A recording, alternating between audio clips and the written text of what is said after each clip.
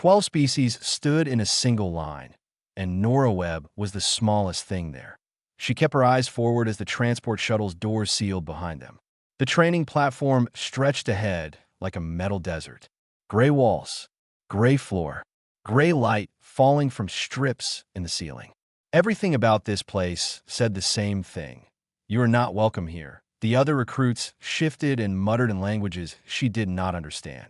A massive reptilian creature stood to her left, scales the color of old rust, arms thick as her whole body. To her right, a bird-like being with feathers of deep blue clicked its beak nervously. Its hollow bones showed through thin skin at the wrists. Nora was 19 years old. She came from New Brisbane, a mining colony where the air always tasted like dust. She had been selected through a lottery when Earth finally joined the Galactic Coalition. One human from each colony. Random. Fair. Meaningless. She did not feel lucky. Heavy footsteps echoed across the platform. The recruits went silent. Drill instructor Torvin walked like something that had never known fear. He was Kelori, 8 feet tall. His scales were darker than the one beside Nora, almost black, and old scars crossed his snout like a map of violence. His eyes were yellow and empty of anything soft. He stopped in front of the line and let the silence stretch. "You are Unit 47 Delta," he said. His voice was gravel scraping stone. 12 of you stand here. By the end of training, 4 will remain. Maybe less." He began walking down the line. Slow, looking at each recruit like he was measuring them for a grave. He stopped at the bird-like creature. The Pelani. She was trembling slightly, her feathers pressed flat against her body. "Name," Torvin said. "Rhine," she answered. Her voice was high and thin. Torvin stared at her for a long moment. Then he moved on. He stopped at Nora. She looked up at him. He looked down at her. The size difference was almost funny. "Almost. Human," he said. "Not a question." "Yes, sir." "Name?" "Nora Webb, sir." His yellow eyes narrowed. "You are smaller than I expected. Your species always looks fragile in the reports. I thought perhaps they were exaggerating." He tilted his head. They were not. Nora said nothing. Torvin turned to address the whole line. The Pelani and the human. "Step forward." Rye moved first, her steps quick and nervous. Nora followed, keeping her face blank. They stood in front of the unit now. On display. "Look at them," Torvin said to the others. "The Coalition accepts all species. This is policy. But policy does not change reality. These 2 are the weakest among you. Their bodies are not built for war. Their bones break easily. Their spirits will break easier." He paused. "They will be gone within 2 weeks. Remember their faces. Learn from their failure." Nora felt the weight of 11 gazes on her back. She did not turn around. The first assessment came an hour later. Basic combat aptitude. Strength. Speed. Reflexes. Endurance. Nora scored in the bottom third. Her arms could not lift what the others lifted. Her legs could not carry her as fast. When the combat drone came at her, she blocked it, but barely. The only strange result was something the instructors called stress response reading. Nora's numbers were unusually high. One technician frowned at the screen, adjusted the sensors, ran the test again. Same result. "Calibration error," another technician said. "The human equipment is new. Still needs adjustment." They moved on. That night, the barracks were cold and loud. Different species had different sleep cycles, different sounds, different smells. Nora lay on her thin mattress and stared at the ceiling. She heard voices nearby. Low, not meant for her. "The human will wash out first," someone said. She recognized the voice. Goss, the big amphibian with the bulky build and the permanent sneer. "Torvin is right. Look at her. She is nothing." "Maybe," another voice said. Quieter, less certain. "Not maybe. Definitely. 1 week. Maybe less." Laughter, cruel and confident. Nora closed her eyes. She thought about New Brisbane, the mines, the dust. Her father coming home with black under his fingernails and exhaustion in his eyes. She thought about the day the lottery results came. How her mother had cried. How her father had said nothing at all, just held her tight like he was trying to memorize the shape of her. She thought about the words she had said to them before she left, that I will not quit. The laughter in the barracks faded. The lights dimmed to sleeping mode. Somewhere, Ryan was making small, frightened sounds in her sleep. Nora opened her eyes. She was the smallest thing here, the weakest, the most likely to fail, but she was still here, and tomorrow she would still be here, and the day after that, until she was not. Until they carried her out, until her body simply could not continue. But she would not quit. That was not something she knew how to do. 3 weeks changed everything and nothing. The unit was down to 9 recruits now. 3 had washed out. 1 Kalori with a damaged leg. 1 small furry creature whose name Nora never learned. 1 amphibian who simply stopped eating and had to be removed for medical treatment. Nora remained, as so did Ryan. This surprised everyone except Nora. The Pelani was weak in body but stubborn in spirit. Every day, she woke up shaking. Every day, she completed the training anyway. Her hollow bones cracked twice during exercises, and twice she continued with them wrapped in medical tape. She cried at night when she thought no one could hear. Nora heard on the 15th night. Nora got up from her bed and walked to where Ryan sat curled against the wall, her blue feathers dull and matted. "You should sleep," Nora said quietly. Ryan looked up. Her eyes were large and wet. "I cannot. Every time I close my eyes, I see the exercises. I feel myself failing." Nora sat down beside her. The floor was cold. She did not care. "You have not failed yet. I will. Torvin says so. Everyone says so. Torvin says many things." Nora shrugged.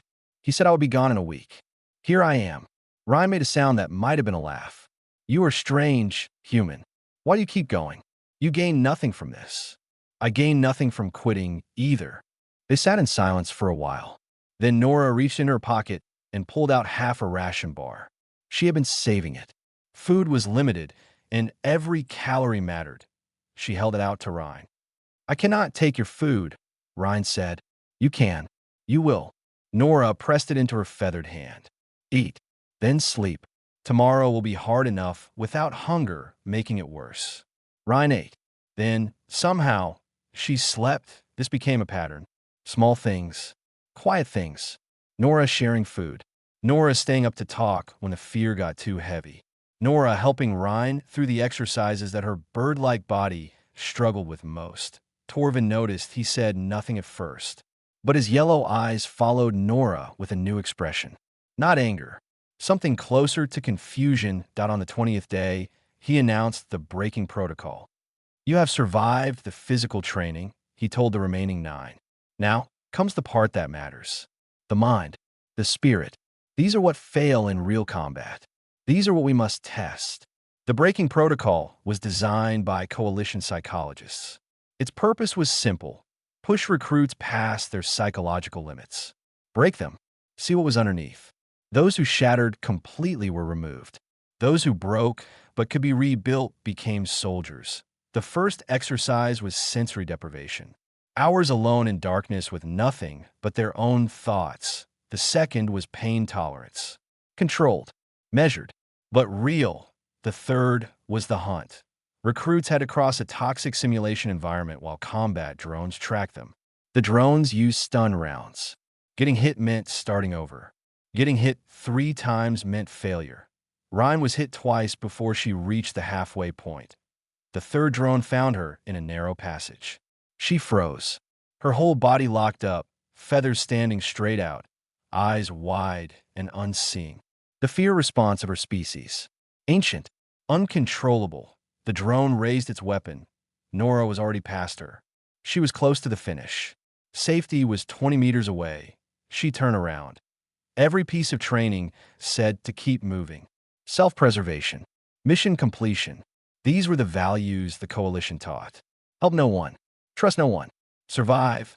Nora ran back. She reached Ryan just as the drone fired.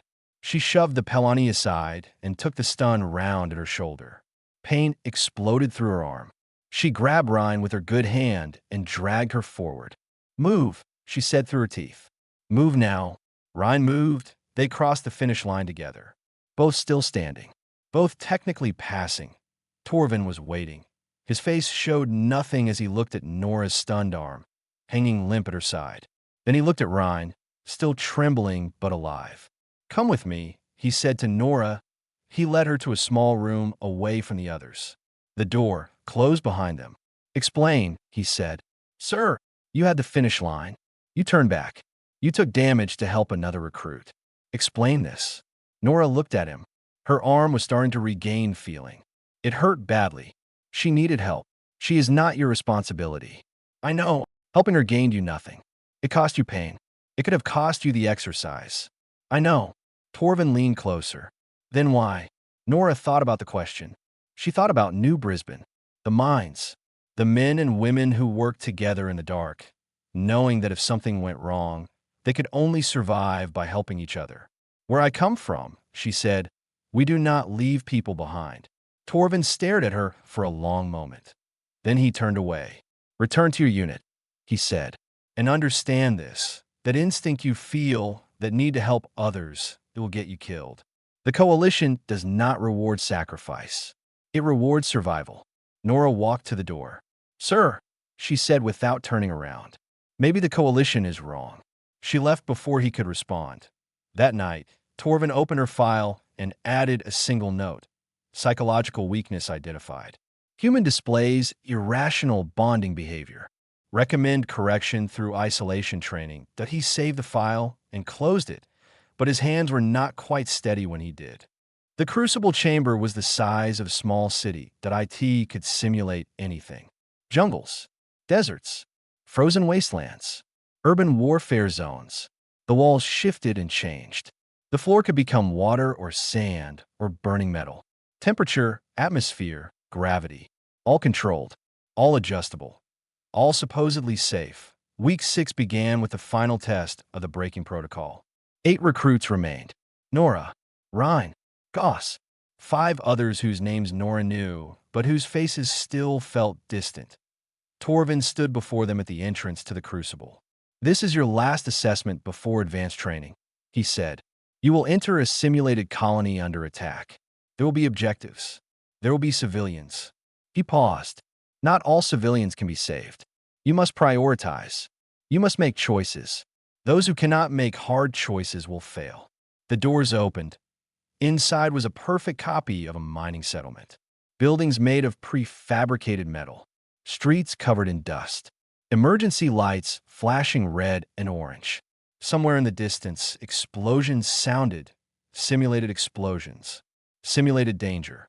Nothing real. The recruits spread out. Their mission was clear. Secure the power station. Evacuate high-priority targets.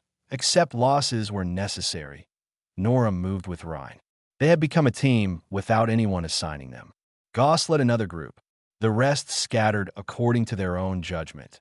For 20 minutes, everything worked. Then the crucible malfunctioned. Later, the investigation would find the cause. A cooling system failure. A cascade of errors in the safety protocols. A perfect storm of small problems becoming one massive disaster. In the moment, all Nora knew was that the air suddenly became hot. Really hot. Not simulation hot. Burning hot, that a building collapsed nearby. Real debris. Real dust. Real screaming from somewhere to her left. "Something is wrong," Ryan said. Her voice was high with panic. "This is not the exercise. This is not." An overhead beam cracked and fell. Nora threw herself aside. She hit the ground hard, rolled, came up coughing.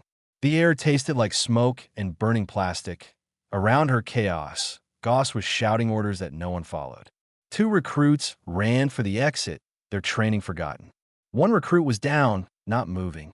The simulated civilians had vanished when a malfunction started, their holographic forms flickering out. "Ryan," Nora called out. No answer. She pushed through the smoke. The heat was getting worse. Her skin felt tight and dry. Her lungs ached with every breath. She found Ryan under a fallen support beam. The Pelani was conscious but trapped. The beam lay across her lower body. Her hollow bones had cracked on impact. She was trying to push the metal off, but her arms were too weak, and every movement made her cry out in pain. "Nora," she gasped. "Nora, I cannot move. I cannot, I see you." Hold on. Nora grabbed the beam. It was hot enough to burn her palms. She pulled anyway. It did not move. She pulled harder. Her muscles screamed. The beam shifted slightly, then settled back. Not enough. The temperature was still rising. Rhine's species could not handle extreme heat. Her feathers were starting to curl at the edges. Her breathing was becoming rapid and shallow. Go, Rhine said. Nora, please. Go. Save yourself. Nora did not respond. She was not thinking anymore. The part of her brain that calculated odds and measured risks had gone quiet. Something older had taken over. Something that did not understand words like impossible or hopeless. She positioned herself under the beam. She braced her legs. She lifted. The beam rose. Her back bent under the weight. Something in her spine made a sound that was not good. She did not care. She held the beam up while Rhine dragged herself out, leaving a trail of blood and broken feathers. Nora dropped the beam. She grabbed Rhine. The ceiling was coming down now. Pieces of metal and burning insulation falling around them. The exit was too far. They would never make it. Nora saw a small alcove in the wall. A doorway to nowhere. Just a hollow space where the simulation had not filled in the details. She carried Rhine to it. She pushed the Pelani into the alcove. Then she stood in front of her and spread her arms wide. The ceiling collapsed. Nora felt the impact across her shoulders and back. Fire. Wait. Darkness. She stayed standing. She did not know how. Her legs should have buckled. Her body should have fallen. She stayed standing. Emergency shutdown finally activated. The fires died. The temperature dropped. The crushing weight was lifted by rescue drones that cut through the debris in seconds. When the rescue team reached the alcove, they found Nora still on her feet. Her back was a ruin of burns and torn flesh. Her arms were still spread wide. Her eyes were open but seeing nothing. Behind her, Rhine was alive. Untouched, protected. Nora collapsed. She did not wake up for 3 days. When she did, she found out that she had become something she never intended to be. She had become a question that the entire coalition needed to answer. The medical bay was white and quiet and smelled like chemicals Nora could not name. She woke slowly. Her body felt distant, like it belonged to someone else. When she tried to move, pain shot through her back and shoulders. She stopped trying. A medical drone hovered nearby. Its lights blinked green. Stable. You are awake, a voice said. Nora turned her head. Rhine sat in a chair beside the bed. Her feathers had been cleaned and smoothed. Fresh bandages wrapped her legs where the bones had cracked. But she was alive. She was whole. How long? Nora asked. Her voice came out rough. 3 days. Rhine's large eyes were wet. The doctors said you might not wake up. Your burns were severe. Your spine was damaged. They had to rebuild parts of your back with synthetic tissue. But they fixed it. Mostly. You'll have scars. The coalition medical technology is good, but not perfect. Nora nodded slightly. Scars. She could live with scars. The others, she asked. Everyone survived. One recruit broke both arms. Goss had smoke damage to his lungs. But no deaths. Rhine paused. Because of you, I did not save everyone. I only saved you. You saved me. And the rescue teams reached everyone else in time because the emergency shutdown activated. Rhine leaned forward. Nora, do you understand what you did? You lifted a beam that should have crushed you. You stood under a collapsing ceiling. The doctors say your stress hormones were at levels they have never recorded in any species. Your body should have failed. It did fail. Eventually. After you protected me. Rhine shook her head, her feathers rustling. Why? Why did you do it? Nora looked at the ceiling. White. Clean. Empty. I do not know, she said honestly. I was not thinking. I just moved. 3 floors above, in a chamber reserved for high-level inquiries, Coalition brass watched the recording from the Crucible for the 7th time. The footage was grainy from smoke and heat distortion. But the key moments were clear. The human recruit lifting weight far beyond her physical limits. The human recruit positioning herself as a shield. The human recruit refusing to fall even as her body burned. Admiral Voss of the Vorith species pressed pause. The Vorith were known for logic. Cold, precise, mathematical thinking. They had built their civilization on reason and calculation. Emotion was a weakness they had trained out of themselves generations ago. Voss looked at the frozen image of Nora Webb standing with her arms spread wide, fire raining down around her. "Explain this," he said. Torvin stood at attention nearby. His scales had gone pale, a sign of stress in his species. "I cannot, Admiral. You are her instructor. You have observed her for 6 weeks. You noted in her file that she displays irrational bonding behavior. Explain what that means." Torvin hesitated. "The human forms attachments to other recruits. To individuals she has no logical reason to protect. She shares her resources. She sacrifices her rest.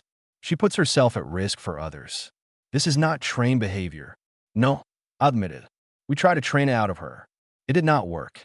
Voss turned to a scientist standing nearby, a small creature covered in gray fur, specialist in alien biology. "Dr. Pell, your analysis."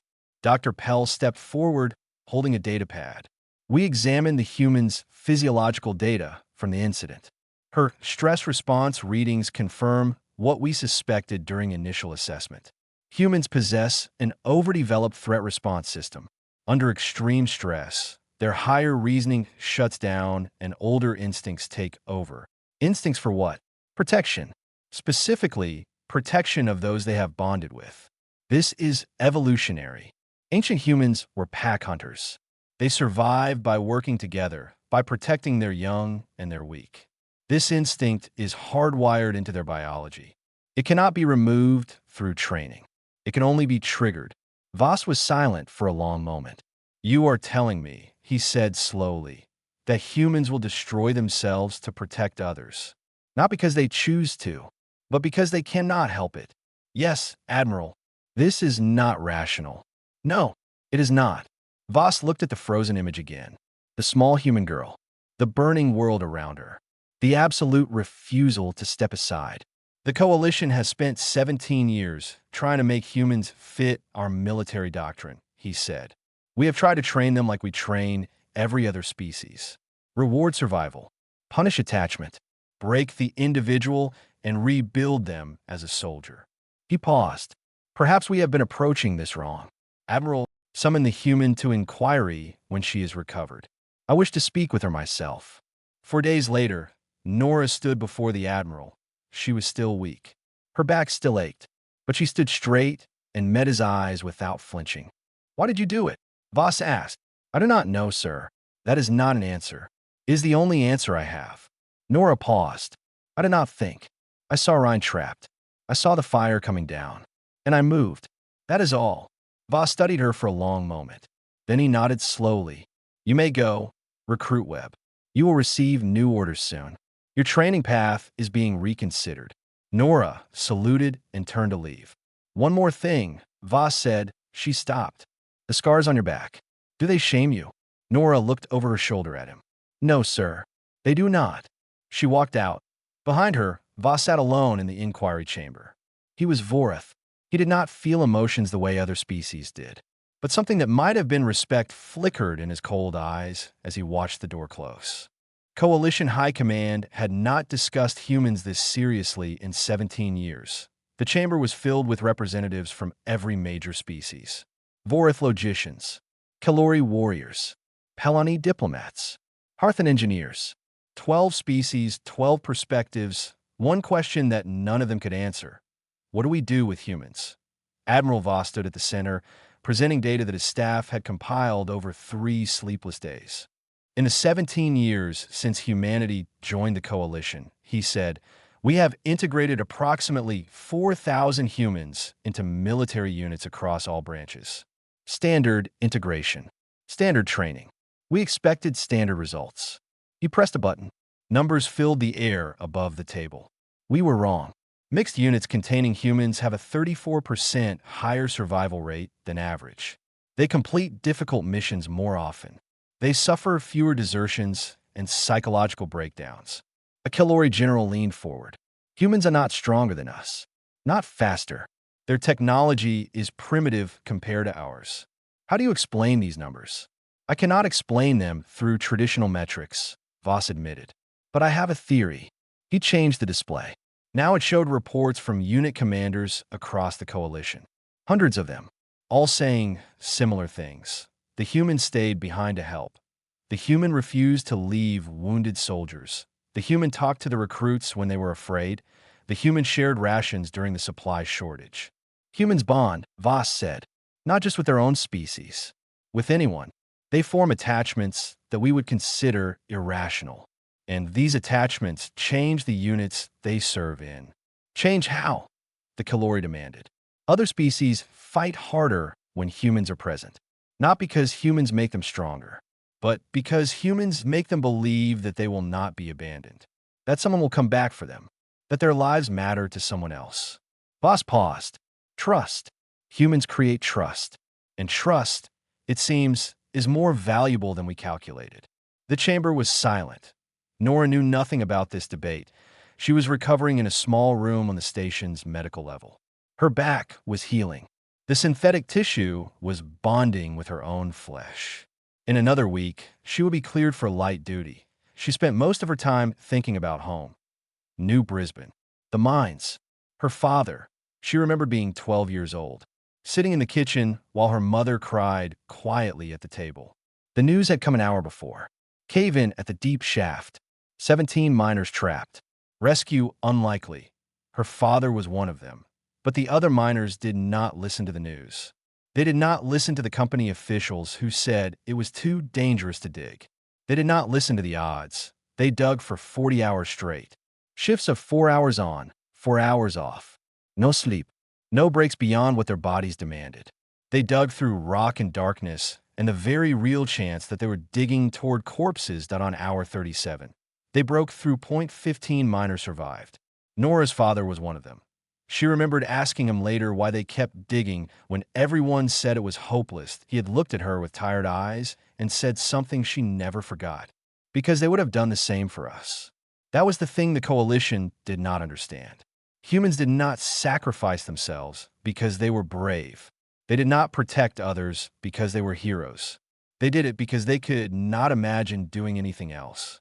Because somewhere deep in their bones, they remembered what it meant to be small and weak in a dangerous world. And the only way to survive that world was together. The door to her room opened. Torvin entered. Nora sat up slowly, surprised. The drill instructor had not visited her since the incident. She had assumed he wanted nothing more to do with her. "Recruit Webb," he said. His voice was strange, less hard than usual. "Sir, you have new orders." He handed her a data pad. "You will not be returning to standard combat training." Nora looked at the pad. The words blurred for a moment before coming into focus. Assignment: Coalition Extraction and Recovery Corps. Role: Specialist. Mission profile: Retrieval of personnel from hostile environments. "I do not understand," she said. "The Coalition is creating a new unit," Torvin explained, "based partly on what happened in the Crucible. Humans will be placed in roles where their instincts are assets, not liabilities. Extraction. Recovery. The missions where someone needs to go back, where someone needs to stay behind, where survival is not the only priority." Nora read the orders again. "They want me to go where others cannot." "Yes." "To bring people back." "Yes." She looked up at Torvin. "Did you request this for me?" The Kalori was silent for a long moment. Then slowly he nodded. "You were right," he said. "What you told me after the hunt exercise. That maybe the Coalition is wrong. I did not believe you then. I believe you now." He turned to leave. "Drill instructor," Nora called. He stopped. "Thank you." Torvin did not turn around, but his voice, when he spoke, was almost gentle. "Do not thank me, Recruit Webb. Thank whatever it is inside you that made you run back into that fire." He paused. "The Coalition has never seen anything like it. I do not think the galaxy has either." He left.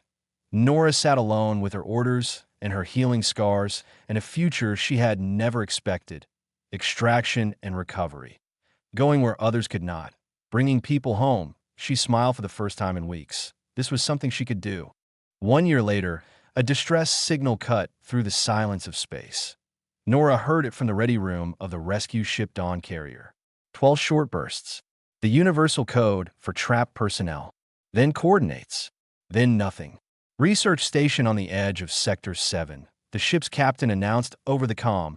Raiders hit them 6 hours ago. Main fleet drove off the attackers, but survivors are trapped in a sealed section. Atmosphere is failing. Nora was already moving toward the equipment bay. Her team fell in behind her. They were a mixed unit. For species, 6 members. All of them had requested human partners after the new doctrine was announced. All of them had heard the stories about what humans did for their own. The briefing came fast. 12 scientists trapped, mostly Pelani. The main corridors had collapsed. Heavy equipment could cut through, but heavy equipment was 2 hours away. The trapped scientists had 90 minutes of air. The math was simple. Wait for equipment, and the scientists died. We go now, Nora said. Manual approach through the maintenance shafts. Her second, a Kalori named Drav, shook his head. The shafts are partially collapsed. Environmental readings show vacuum exposure in 3 sections. The risk is extreme. The alternative is letting them die. Drav looked at her for a long moment. Then he nodded. We follow you. The station was a ruin.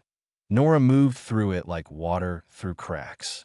The maintenance shafts were narrow and dark and filled with debris. Twice she had to cut through collapsed sections with a hand torch. 3 times she crossed zones where her suit registered vacuum. The stars visible through tears in the station's hull. Her team followed. One by one, they began to fall behind. Not from cowardice, from biology. The Kalori could not fit through the narrowest passages. The Harthan's amphibian skin could not handle the temperature extremes. The others reached their limits in different ways. Go back, Nora told them at the 4th checkpoint. Get the secondary route cleared. I will reach the survivors and bring them to you. You cannot do this alone, Drav said. Watch me. She went on. The last 500 meters were the worst. Crawling through spaces too small for most species. Cutting through debris that shifted and groaned above her. Her suit took damage. Small tears. Warning lights. She ignored them. She found a sealed section. 12 scientists huddled in a room that had once been a laboratory. The air was thin and getting thinner. They looked up when she cut through the door, their faces showing fear and confusion and something else, hope. An elderly Pelani male stared at her. His feathers were gray with age, his eyes clouded but sharp. He had studied humans in academic papers. He had never met one in person. You came, he said. His voice was weak from the thin air. We sent the signal, but we did not believe anyone would reach us in time. I reached you. Why? The old scientist shook his head. The risk you took, the damage to your equipment, the odds against you. No rational being would have attempted this. Why did you come? Nora looked at him. She was bleeding from cuts on her arms. Her suit integrity was failing. By all logic, she should have turned back at the 2nd checkpoint. Because you were still here, she said. The old Pelani stared at her. Something shifted in his clouded eyes. Understanding, maybe, or wonder. I have read about humans, he said softly. I thought the reports were exaggerated. They were not. Nora led them out in groups of 4. The path she had carved was narrow but passable. Her team met them halfway. The secondary route cleared just in time. One by one, the scientists reached safety. One by one, they were loaded onto the rescue ship. Last aboard was Nora. She sat in the cargo bay, alone, still wearing her damaged suit. Exhaustion hit her like a wave. Her body ached in places she had forgotten existed. The cuts on her arms were still bleeding slowly. Someone sat down beside her. Ryan. She had joined the extraction course 6 months ago. Different unit, different ship. But when word spread about this mission, she had requested transfer to the Dawn carrier. Neither of them spoke for a long time. You looked like hell when you came out of that station, Ryan finally said. I feel like hell. The scientists are calling you a hero. I just did my job. Ryan made a sound that might have been a laugh. You always say that. After the Crucible. After every mission. You just did your job. She shook her head, her blue feathers catching the light. Humans are strange. So I've been told. Silence again. Comfortable now. Thank you, Ryan said quietly. For the Crucible. I never said it properly. You saved my life, and I never thank you. You did not need to. I know. That is why I'm saying it now. 3 decks above, a Vorith officer was writing his mission report. He had observed the entire operation from the Dawn Carrier's command center. He had watched the human woman push through obstacles that should have stopped her. He had watched her refuse to turn back when logic demanded it. Now he sat at his terminal, cursor blinking on the section, asking for explanation of success factors. He thought about what he had witnessed. The human biology that let them push past normal limits. The human psychology that would not let them abandon others. The human spirit that saw impossible odds and said yes anyway. He thought about all the words he could use to describe what made this mission succeed. After a long moment, he typed a single word. Human. He saved the report and closed the file. Outside the viewport, stars burned cold and distant. Somewhere among them, a small research station held 12 scientists who were alive because a human girl had reacted without thinking. That was enough. That was everything.